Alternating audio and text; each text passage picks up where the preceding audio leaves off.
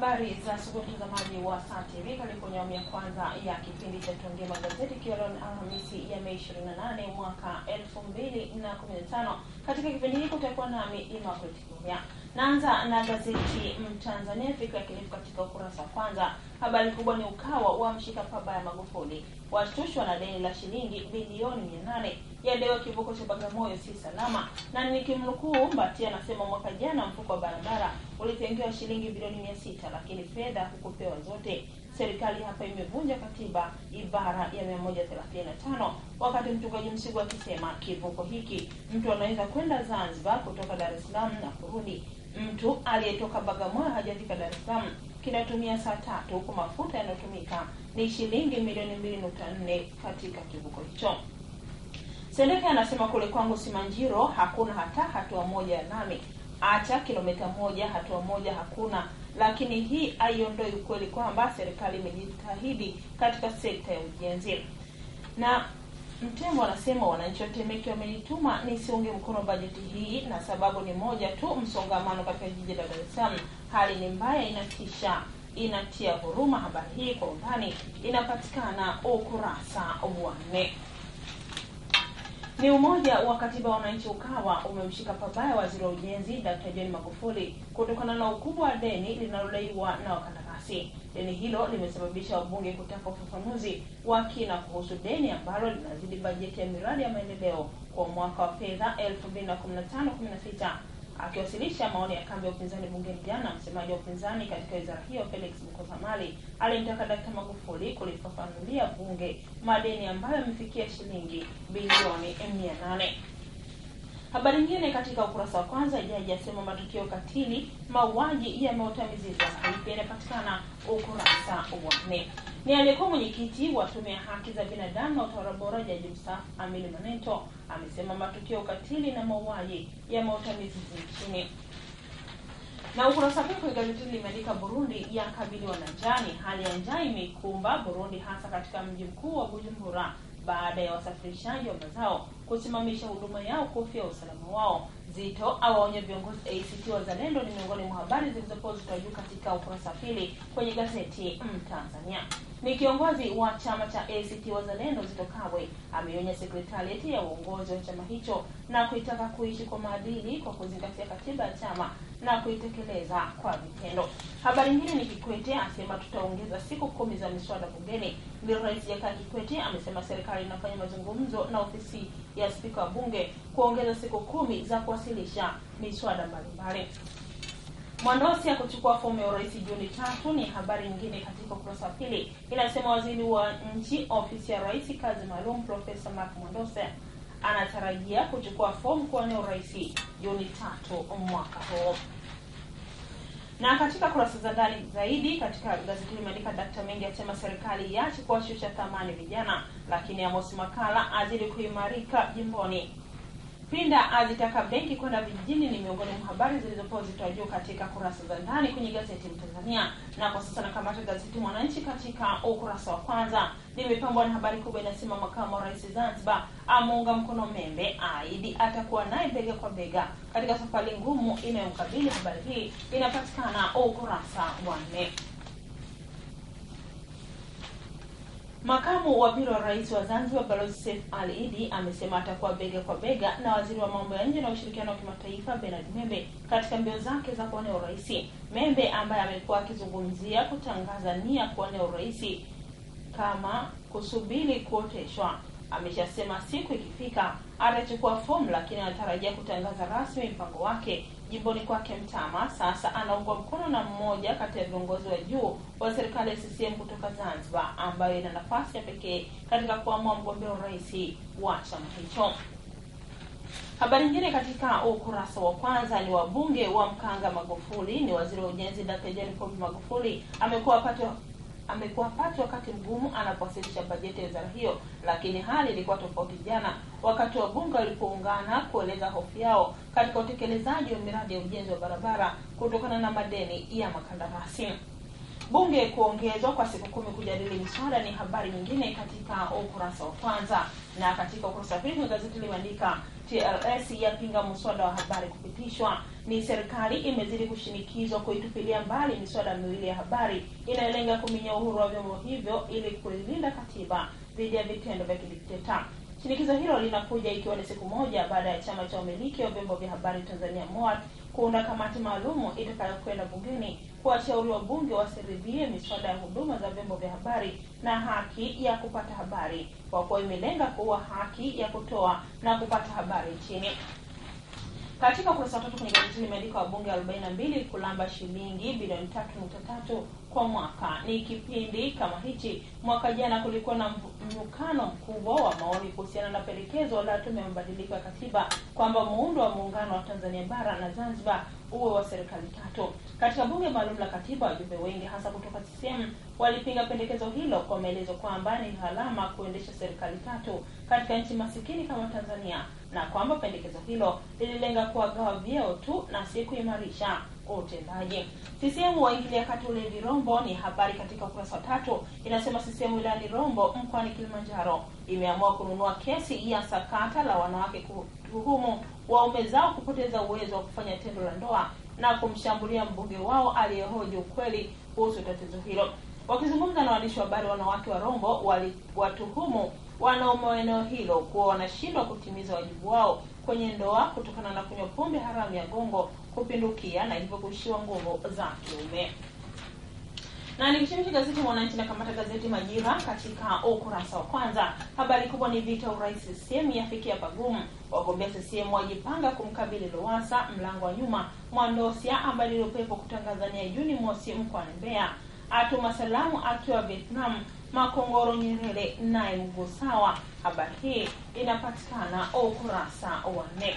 Ni mchuano wa kumtafuta mrithi wa Rais Jakaya Kikwete katika nafasi ya urais ndani ya chama kikongwe CCM umefikia hatua ngumu kutokana na kubadilika kwa upepo, huku baadhi ya makada wake wakijipanga kuhamia upinzani endapo atakosa nafasi hiyo. Hali hiyo imebadilika ikiwa imebaki siku moja kabla waziri mkuu aliyejiuzuru Edward Lowassa kutangaza nia ya kugombea nafasi hiyo ya urais katika mkutano wake utakaofanyika mkoani Arusha Jumamosi wiki hii. Habari nyingine katika ukurasa wa kwanza ni wazazi wafunga shule kwa kukosa walimu. Habari hii inapatikana ukurasa wa 4. Inasema shule ya msingi Bamba Mwarongo iliyopo kata ya Doda wilayani Mkinga imelazimika kufungwa tangu Mei 25 mwaka huu na wazazi waliokuwa na watoto wanaosoma katika shule hiyo kutokana na kuwa na mwalimu mmoja tu. Na ukurasa wa pili wa gazeti hili ni habari za kimataifa ambapo kuna habari inasema joto kali laua watu 800 India. Ni maofisa wa hospitali nchini India wametangaza kuwa watu wasiopungua 800 wameshafariki dunia hadi sasa kutokana na joto kali. Idara ya hali ya hewa ya India imetangaza leo kuwa joto katika majimbo ya kusini mwa India imepanda na kufikia kati ya nyuzi joto 46 hadi 50 na kusababisha vifo vya mamia ya watu. Hamas inakiuka haki za binadamu. Amnesty ni habari nyingine katika ukurasa wa pili kwenye habari za kimataifa. Lakini pia andika waziri mkuu wa Libya anusurika kuuawa. Habari inatoka Tripoli, Libya inasema waziri mkuu wa serikali ya Libya inayotambuliwa kimataifa Abdullah Al-Thani amenusurika kuuawa baada ya msafara wake kushambuliwa kwa risasi katika mji uliopo mashariki mwa nchi ya Libya. Na kwa sasa nakamata gazeti ya Habari Leo katika ukurasa wa kwanza. Habari iliyokuwa zote juu inasema JK ili kuzika kero za walimu, asema inawezekana kwa muda aliobakiza madarakani, mbivu mbichi uchaguzi wa viongozi wao kujulikana leo. Habari hii inapatikana ukurasa wa pili. Inasema Rais Jakaya Kikwete amesema hatahakikisha anamaliza matatizo yote yanayokabili walimu kote nchini katika kipindi kilichobaki cha utawala wake. Alitoa ahadi hiyo wakati akizungumza na walimu wapatao 1500 kutoka wilaya 153 na mikoa yote ya Tanzania bara pamoja na wakilishi kutoka visiwani. Habari nyingine katika ukurasa wa kwanza, NEC yaachiwa uamuzi siku ya kupiga kura. Ni Tume ya Taifa ya Uchaguzi NEC imeachiwa jukumu la kuamua siku ya kufanya uchaguzi mkuu baada ya wabunge kutaka uchaguzi usio unafanyika katika siku za kuabudu ambazo ni Ijumaa, Jumamosi na Jumapili. Barabara da kusukwa upya kwa trilioni 4 yaelezwa ndio mwarobaini wa kero sugu za foleni, ni habari nyingine katika ukurasa wa kwanza. Lakini pia laandika kamati ya bunge yaliye madeni ya makandarasi, Shein afunda mabarozi, Membe awaga rasmi, ni miongoni mwa habari zilizopewa uzito wa juu katika kurasa za ndani kwenye gazeti Habari Leo. Gazeti Raia Nguvu ya Hoja limeandika Lowassa asema ukweli wa Richmond ni huu. Ni kwa mara ya kwanza waziri mkuu wa zamani Edward Lowassa amefunguka na kueleza ukweli halisi wa sakata zima la Richmond lililomfanya achukue uamuzi wa kujiuzuru wadhifa wake wa waziri mkuu mwaka 2008. Rwanda nako kwa fukuta ni habari nyingine katika kurasa wa kwanza. Lakini pia laandika Dr. Salmin Amor alejea kwa kasi kwenye siasa Zanzibar. Gazeti Raia Tanzania limepambwa na habari inasema yaliyojiri NEC Dodoma, vigogo rais CCM wagawa noti ovyo, matajiri wa pambe wakimbia mji baada ya hotuba ya Kikwete, walianza kugawana mapema miradi ya bandari, viwanja vya ndege, wafanyabiashara Katavi wamchangia Pinda kutangaza nia Juni 21. Lakini pia laandika Kikwete amtega Nkurunziza, wabunge wa Burundi waofia usalama wazamia Arusha. Lakini pia Magufuli atetea bungeni. Na gazeti Jambo Leo katika ukurasa wa kwanza laandika ripoti kashfa Esco imeharibu nchi, ni ya LHRC ya mwaka 2015 yabaini pia madudu mengine, yasema viongozi wanatumia madaraka vibaya. Lakini pia ripoti maalum yasema masoko ya daa yageuka dampo, ni afya za wakazi wa mkoa wa Dar es Salaam zipo hatarini baada ya masoko makubwa yanayouza bidhaa mbalimbali zikiwemo nafaka, mboga za majani na matunda kufurika uchafu uliochanganyika na kinyesi. Siku ya uchaguzi ya tikisa bunge ni habari nyingine katika ukurasa wa kwanza, lakini kwa undani zaidi inapatikana ukurasa wa 4. Na kamata gazeti Uhuru katika ukurasa wa kwanza, bali kubwa ni JK ili kuacha vizuri shemeji zake, asema kilio cha walimu ni kilio cha umma, aweka wazi CCM serikali zinajali maslahi yao, yatakayobaki yatashughulikiwa na rais ajaye. Gazeti hili pia laandika bilioni 12 kumaliza msongamano wa magari da, giza lazidi kutanda Ukawa, ni habari nyingine inasema wakati joto la uchaguzi likizidi kupanda, utata umezidi kutanda katika kundi la vyama vya siasa linaloomba umoja wa katiba wananchi Ukawa kuhusu usimamishaji wa gombea kwenye nafasi mbalimbali ikiwemo ya urais. Na gazeti Zanzibar Leo limeandika Maalim Seif asema uchaguzi utakuwa wa amani, ataka vyombo vya dola kusimamia sheria, asema GNU imewaunganisha wananchi. Lakini pia laandika JK asema walimu wacheni kupiga deal. Na mtazamaji wa Star TV, tupate mapumziko mafupi, na tutakaporejea basi nitakusomea taarifa na habari za michezo. Endelea kutazama Star TV.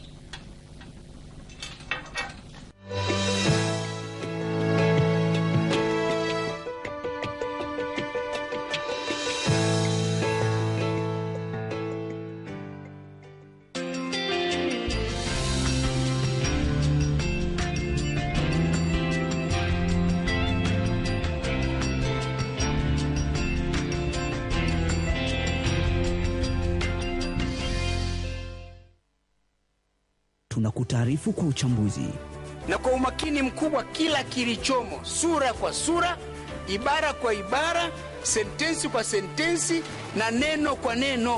Hi, I'm Natalie Becker, and today on It's Africa's Time we look at 3 South African. Maelezo ya kina.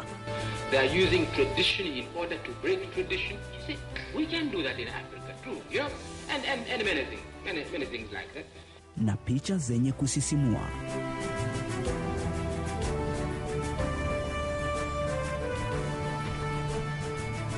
Kufika kuchukua barua na kuja njiani nikakabwa tena na majambazi, wakachukua na ile barua.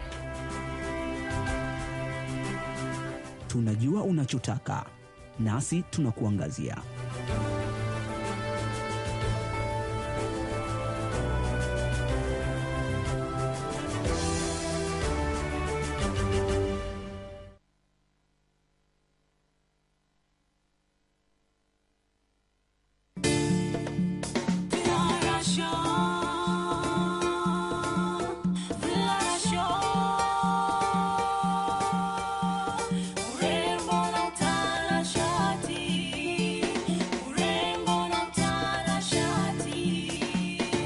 Lola Show ni tofauti na vipindi vingine vyote. Kwa nini? Tunaingia ndani zaidi tukiangalia matatizo ya ngozi, nywele na mengine mengi yanayohusu urembo na utanashati wa nje na ndani. Kumbuka, urembo na jinsi ya kufanikisha shughuli yako ni kila Jumapili saa 12 jioni na marudio ni Jumamosi saa 4:15 usiku hapa Star TV.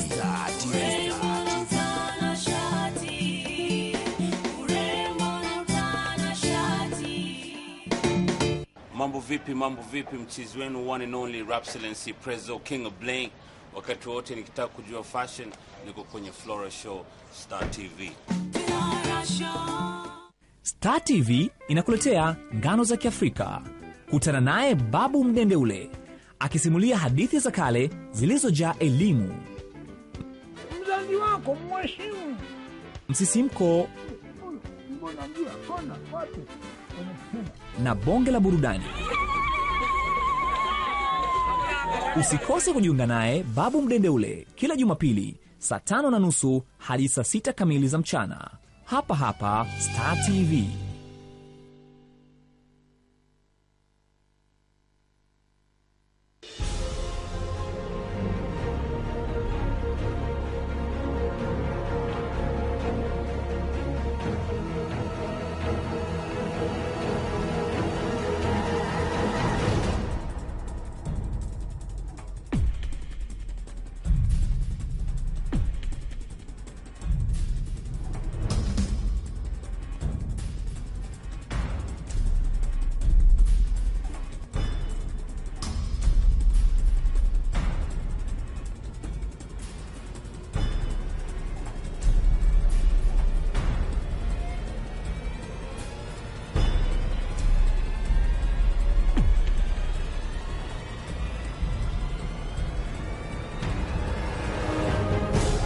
Critical Moments, Mondays to Fridays at 8 p.m. only on Star Movies Plus.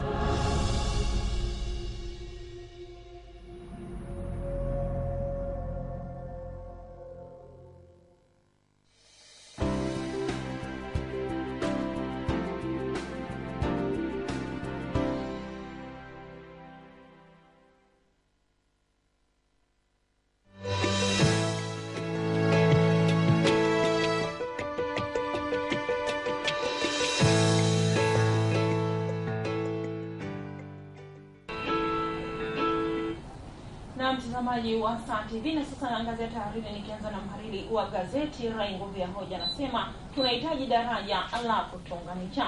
Serikali ifanye kazi, ushauri wa bunge ni maoni ya mhariri wa gazeti Majira. Wakati mhariri wa gazeti Mtanzania anasema tulichezee elimu na kujitimbia kaburi. Na mhariri wa gazeti Jambo Leo ameandika neki iangalie upya siku ya uchaguzi mkuu. Na mhariri wa gazeti Habari Leo anasema walimu wajengewe mazingira bora zaidi. Na nikiangazia maoni ya mhariri wa gazeti Raia Tanzania anasema Kenya isaidiwe kudhibiti usalama.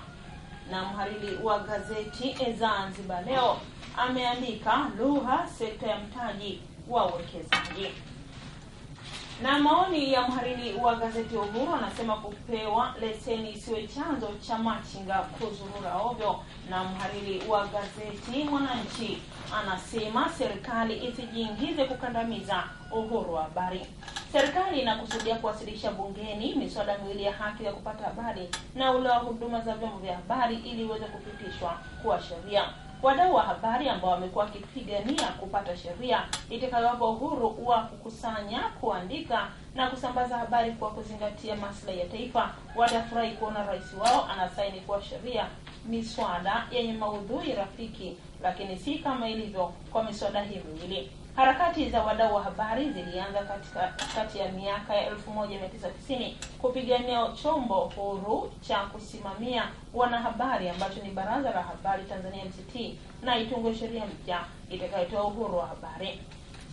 Baadaye walijikusanya na kuandaa miswada miwili, mmoja ni wa haki ya kupata habari na wa pili ni wa huduma za vyombo vya habari, na kuwasilishwa serikalini. Serikali ilipokea miswada hiyo, iliahidi kuiwasilisha bungeni kwa mara ya kwanza mwaka 2007. Hata hivyo haikuwasilisha miswada hiyo. Badala yake ilianza kuhangaika kutunga vipengele vya marekebisho ya sheria ya magazeti ya mwaka 1976 na sheria ya utangazaji ya mwaka 1993 kuongeza vifungo, faini ya mamilioni ya shilingi na kesi zilizofunguliwa dhidi ya wanahabari aliyeshtakiwa kwa kuandika habari za kashfa ziharakishwe kusikilizwa. Wabunge walikataa marekebisho hayo, wakataka serikali iwasilishe sheria nzima kama ilivyokubaliwa na wadau wa habari.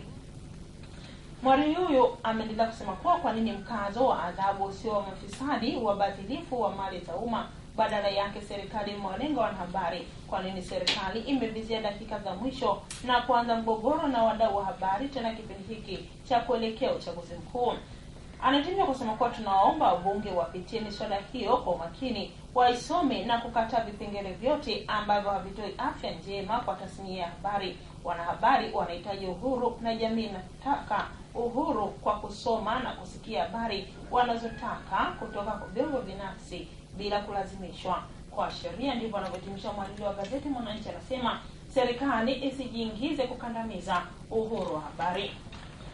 Na kwa sasa naangazia habari za michezo, nikianza na gazeti mahususi la michezo Bingwa katika ukurasa wa kwanza. Habari kubwa ni wagana wa Prujim ni hawa ni majembe ya ukweli kutoa wiki ijayo, lakini pia vigogo 6 FIFA mbaroni kwa tuhuma za rushwa. Simba yaiweka Yanga mfukoni ni habari nyingine. Man United yamgeukia Benzema baada ya kutoswa na Harkeni ni miongoni mwa habari zilizokuwa zitajwa katika ukurasa wa kwanza kwenye gazeti Bingwa. Na kuhusiana na habari ya wagana wa Prujim ni hawa ni klabu ya Yanga imewanasa wachezaji watatu hatari raia wa Ghana ambao imeelezwa ni chaguo la kocha mkuu wa timu hiyo Hans van der Prujim, akiamini wanaweza kumsaidia kufanikisha mipango yake ya kuifanya timu hiyo kuwa tishio barani Afrika.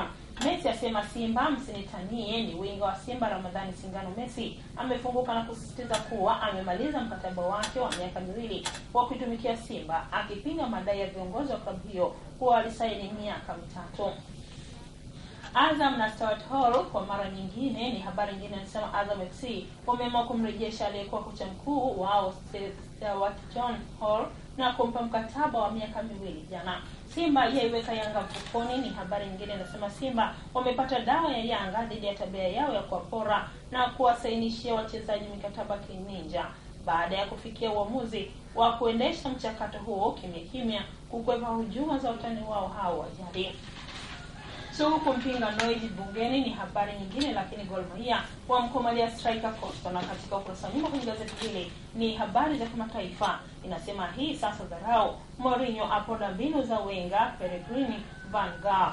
Hii sasa dharau ndilo neno ambalo unaweza kulisema baada ya kusikia hotuba aliyoitoa Jose Mourinho wakati wa hafla ya utoaji tuzo za mwisho za msimu wa Chelsea. Wenger agoma kumjibu Mourinho ni habari nyingine. Inasema kocha wa Arsenal Arsene Wenger amegoma kumjibu Jose Mourinho wa Chelsea baada ya mreno huyo kuiponda Arsenal wakati wa hafla ya utoaji tuzo za msimu kwa wachezaji wa viongozi wa miamba hiyo ya Stamford Bridge. Gazeti Sport Starehe laandika Singano kuisha, Matola amaliza asaini Simba. Na ukurasa nyuma kwenye gazeti limeandika aibu FIFA. Maafisa 7 wa FIFA wamekamatwa wakidai kujihusishwa na rushwa, huko FBI wakisema kuna mchezo mchafu na wa kutisha uliokuwa ukifanywa na maafisa hao. Gazeti Burudani laandika usajili wa bilioni 1 Donald Ngoma kuongoza Yanga, lakini pia Simba ya mwaga shilingi bilioni 165 nyota wenye spidi zaidi. Ufisadi FIFA ni habari nyingine. Na katika ukurasa nyuma kwenye gazeti hili ufisadi, vigogo 6 FIFA mbaroni kwa rushwa. Ni vigogo 6 wa shirikisho la soka duniani FIFA wametiwa mbaroni kwa madai ya rushwa na wanasubiri taratibu za kisheria kupelekwa Marekani kujibu mashtaka. Na gazeti Mwananchi katika ukurasa wa michezo, Kim anukia Simba, Hall atua Azam. Nini kipya bajeti ya wizara ya michezo 2015-16 ni habari nyingine katika ukurasa wa michezo kwenye gazeti Mwananchi. Wakati gazeti Uhuru likiandika Yanga ya mtosa Chanongo, vigogo FIFA mbaroni ni habari nyingine. Na gazeti Raia Tanzania, kesi ya Kaseja jaja ya pigo danadana, Tanzania yaanza vyema majiji ni habari nyingine. Lakini pia Tanzania yapewa wenyeji final Africa. Wanamuziki wanusurika kwenda jela ni miongoni mwa habari zilizokuwa zitajwa katika ukurasa wa michezo kwenye gazeti Raia Tanzania. Na gazeti Habari Leo likiandika Tanzania wenyeji final za Africa. Jambo Leo, Vodacom kuidhamini ligi kuu ya ridhia kwa miaka 3. Vigogo FIFA mbaroni kwa rushwa ni habari nyingine. Lakini Yanga ya mtosa Chanongo ni miongoni mwa habari zilizokuwa zitajwa katika ukurasa wa michezo kwenye gazeti Majira. Na gazeti Rai Nguvu ya Hoja limeandika kwa mtindo wa makala, linasema usajili wa kitanzi Simba Yanga. Gazeti Mtanzania Projim ashtuka Yanga aisi waliosajiliwa hakuwapenda katika ripoti, ataanika vifaa bora alivyovitaka katika timu. Ni habari katika ukurasa michezo kwenye gazeti Mtanzania. Na nikitimisha na gazeti Zanzibar Leo, katika ukurasa michezo limeandika vita vya ubingwa, mafunzo dhidi ya Miembeni, JKU dhidi ya Polisi, lakini pia Hanspop awashukia mawakala uchwara. Ni habari nyingine katika ukurasa wa michezo kwenye gazeti Zanzibar Leo. Na mtazamaji wa StarTV, ni timisha ya kwanza ya kipindi cha Tuongee Magazeti. Ungana nami tena saa 2 na nusu kwenye awamu ya pili ya kipindi hiki. Naitwa Imako Chulia. Endelea kutazama StarTV.